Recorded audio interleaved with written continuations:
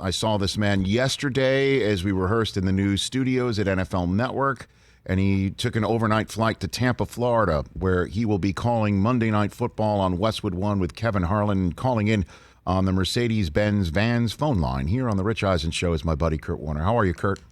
I'm doing good, my man. How are you? I'm doing fine. Let's do some weather on the zeros here on the Rich Eisen Show. Is it a bad night for football? What do you got for me? Let's hope it's not a bad night. Still early here, but yeah, just opened the shades and peeked outside, and there's wind blowing and there's rain coming down at the moment. So we'll see how that plays out over the next few hours. But at the moment, it wouldn't be a great night, especially for a domer like myself. It wouldn't be a great night for football. Well, then let's just front load the conversation. It's Florida, so it could be over in an hour, and then it could be beautiful, and then come back in time for kickoff. Who would the inclement weather give an advantage to? Well, it's funny because I was thinking about that as soon as I saw the rain, and right. The one thing you say to yourself is, well, the Cowboys need to kind of slow down. This Bucs offense, and you get a little rain and weather, and maybe it's less throwing the football and it's more running the football, and so maybe a lower scoring game, which is advantage to the Cowboys. But then you have to flip over to the other side, and you say to yourself, well, yeah, but the Cowboys know Zach Martin.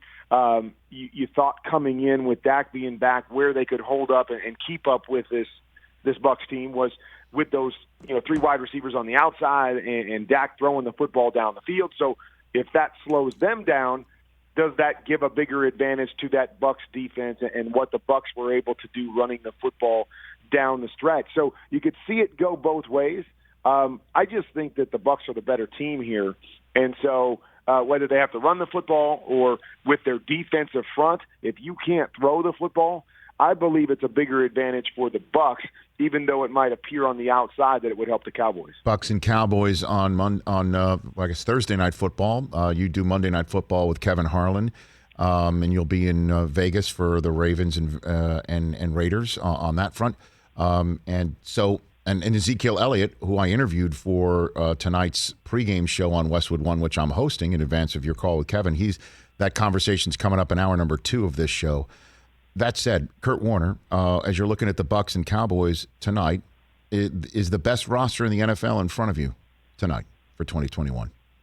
No doubt about it. No doubt about it. The Bucs have the best roster. I think on both sides of the ball. Is we saw what that defense became as those guys grew up and the young guys started to play and down the stretch, and what Todd Bowles was able to do. I broke it down in the offseason a little bit. Is one of the great things when you watch the Bucs throughout the playoffs is every single game they did something different. So a lot of times you have great defenses that come out and go back to the Bucs of the heyday back at the Tampa 2 Bucs when I played. They played cover 2. 90% of the time, and then they would blitz every once in a while. They got really, really good at what they did, and that made them great. This team was so great last year because every game they could come out with a different game plan. They had the front 7 to be able to do whatever they needed to do. The back end was very, very flexible. And so Todd Bowles was just able to dial up different things based on what he saw the opponent doing and what he felt they were good at. And they could rush with 4. They could rush with those linebackers. And so, I know we're going to look at the offense, and offensively led by Tom Brady, you're going to say, yeah, best roster in the league. But I think it's just as important what they have defensively. And those guys coming back and the young guys that are seasoned and experienced now, man, I'm excited to watch this team this year because I know in everybody's mind we're looking at them, 22 returning starters. This team could go, 17-0 and all of those things. But I do believe this team has the ability to win on both sides of the ball with the talent that they have, can win a lot of different ways. And it's going to be fun to see if they can live up to the hype, because the hype is definitely there, not just because of Tom Brady, but because of all the pieces. So then which team, Kurt Warner, do you think that got close last year has improved the most, whether it's just getting a year older, right, and with continuity, or the changes that they made puts them closer, if not potentially on par or over the top in 2021?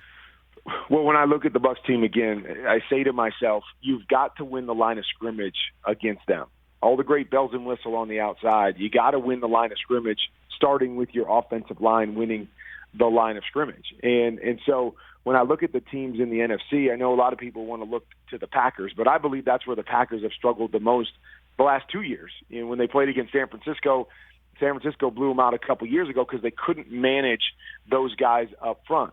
They struggled again up front against this Bucs team a year ago. And so I don't think it's the Packers. I'm looking at some teams, and I'm looking at the NFC West a little bit.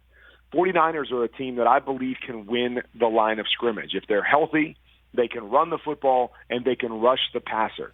That's a team, given they get good play at the quarterback position, that I believe can push the envelope a little bit. I look at the Rams. Rams are another team. They made the upgrade at the quarterback. If that makes the big move that we think it could make, you got the number one defense from a year ago. You got a guy up front that obviously can rush the passer as well as anybody. They've always run the football extremely well. They actually beat the Bucs last year. So those are a couple teams that I'm looking at because I'm looking at offense and defensive front. Who can win the line of scrimmage? Because I believe you have to do that if you're going to knock this Bucs team off. Have the Bills done enough or added enough or just kept things going? Well, obviously, they haven't played yet enough to get past the Chiefs. Can the Browns maybe, with Odell and now adding Clowney, get past the Chiefs? These are the two teams, obviously, that Kansas City beat to get to the Super Bowl last year. Yeah, you got to show me.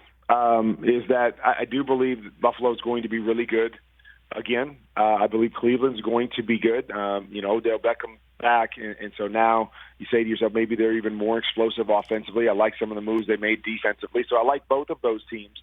But you got to show me. You got to show me that your quarterback can go swing for swing with Patrick Mahomes because he is such an X factor. He's such a difference maker with the things that he brings to the table that a lot of teams in the AFC, I think, that are going to be in the mix, to make the playoffs. But it always comes down to that position, and that's how I look at the AFC. Is that there's the Chiefs, and then there's really everybody else. Even though those other teams are good, because of Patrick Mahomes, there's everybody else, and I want to see somebody show me that their guy can hold up against Patrick Mahomes if they have to get into one of those kind of games. Kurt Warner, my buddy from NFL Network, he'll be part of tonight's kickoff show from Tampa. We're going to be in our new studios in Los Angeles. Kurt, along with Kevin Harlan for Westwood One Radio, calling tonight's kickoff between the Bucs and the Cowboys right here on the Rich Eisen Show.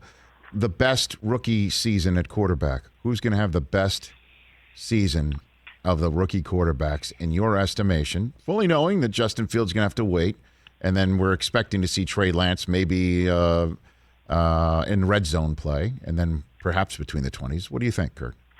Well, I go off of preseason first and foremost, and so we take a look at all those guys, and I think all of them did some good things. But I thought the two guys that really shined in the preseason for me were Zach Wilson and Mac Jones. And both of those guys obviously will be starting from day one.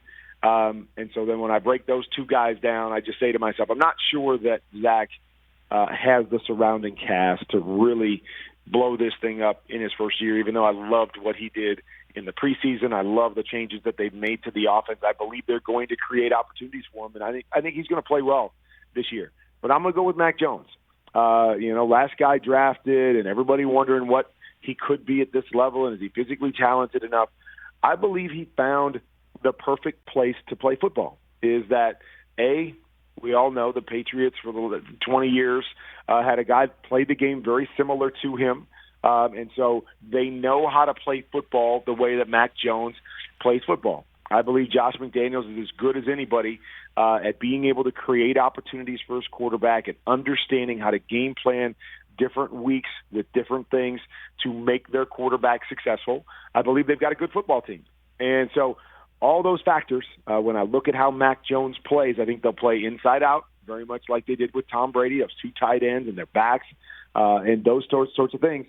I think it lends itself to Mac Jones having a really, really strong year because he's got a good supporting cast, and they will know how to use him and play to his strengths. Now, if this was game day morning or any other show, Kurt, I'd ask you a follow-up question about Mac a little bit, or what about the other quarterbacks that you didn't mention, but what's the name of the show? This is the Rich Eisen Show. Tell me more about Zach. Tell me more about Zach. Tony Romo said he thinks he's got Mahomes-like qualities, and he could reach that within 2 years. Did you hear Tony say that?